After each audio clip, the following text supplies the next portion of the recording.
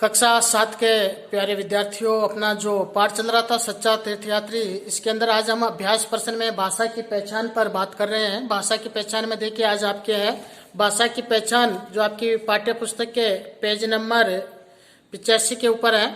इसके अंदर देखिए लिखा हुआ है मुहावरे।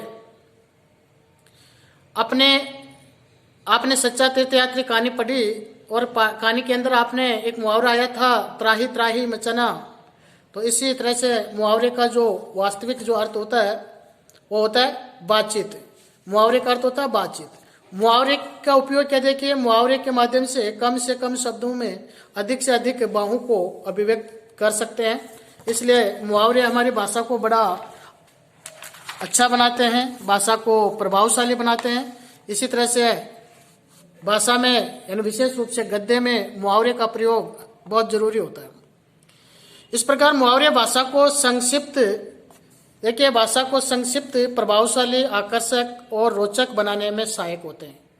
इसलिए हमें ज़्यादा से ज़्यादा सटीक मुहावरों का प्रयोग करना चाहिए ताकि हमारी भाषा प्रभावशाली हो, आकर्षक हो और रोचक हो। मुहावरे की परिभाषा के अंदर आप लिखेंगे परिभाषा, मुहावरे ऐसे वाक्यांश होते हैं जो अपने सामान्य अर्थ को छोड़कर विशेष अर्थ को प्रकट करते हैं। देखिए ये जो जैसे बोला जाता है, इनका शाब्दिक अर्थ नहीं होता है बल्कि इसका एक भावार्थ होता है। भावार्थ के अनुसार ये अपना एक विशेष अर्थ छोड़ते हैं। उदाहरण के लिए जैसे अंगुली पे नचाना, तो अंगुली के ऊपर किसी को हम खड़ा करके नहीं नचा सकते, अंगुली के ऊपर कोई खड़ा भी नहीं हो सकता, लेकिन इसका भावार्थ क्या होता है, वश में करना। तो देखिए आज आप इसी तरह से इन मुहावरों को अपनी पाठ्य पुस्तक के मुहावरों को कॉपी में लिखेंगे। उंगली पर नचाना, वश में करना। वाक्य प्रयोग लिखेंगे, बुद्धिमान रोहन अपने दोस्तों को अपनी उंगली पर नचाता है। इसी तरह से आंखों पर पर्दा पड़ना, भ्रम में होना, तुम्हारी आंखों पर अभी भी पर्दा पड़ा है इसलिए तुम सच और झूठ में अंतर नहीं कर पा रहे हो।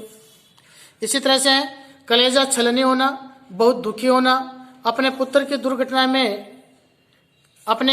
की दुर्घटना की खबर सुनकर माँ का कलेजा छलनी हो गया, बहुत दुख हुआ उसको। कंधे से कंधा मिलाकर चलना यानी आपस में सहयोग करना। आज की नारी हर क्षेत्र में पुरुषों से कंधा मिलाकर चलती है। कमर टूटना है हिम्मत टूट जाना। व्यापार में लगातार हो रही हानि से सेठ उदय प्रकाश की कमर टूट गई।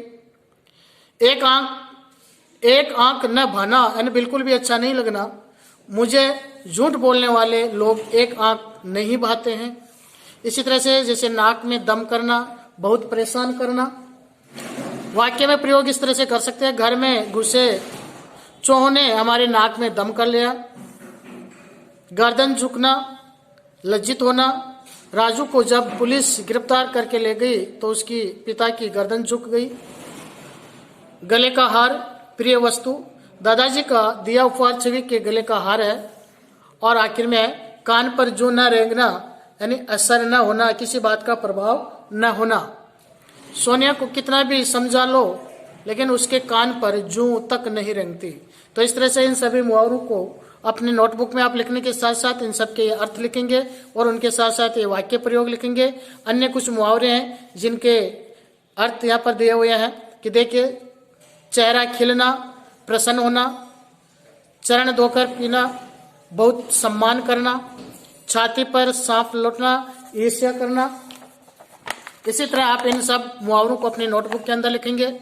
इसके साथ साथ टेढ़ी अंगुली से घी निकालना, चालबाजी से काम चलाना, पेट काटना, बहुत कम खर्च करना या कंजूस होना, हाथ पैर मारना, बहुत प्रयत्न करना, पैरों की धूल होना, तुच्छ होना, चादर देकर पैर फैलाना यानी जितनी चादर उतना ही पैर फैलाना, सामर्थ्य के अनुसार खर्च करना। इसके साथ साथ गाल बजाना, बकवास करना,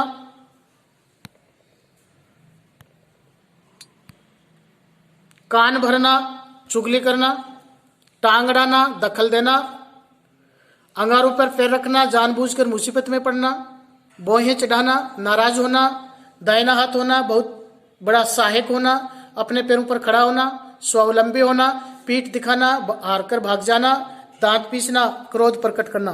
तो इस तरह से आप इन मुहावरों को अपनी कॉपी के अंदर आज लिखेंगे और इनके अर्थ लिखेंगे और इनको याद भी करेंगे। आज के वीडियो में इतना ही। अगले वीडियो में हम इससे संबंधित जो अभ्यास प्रश्न है वो करेंगे।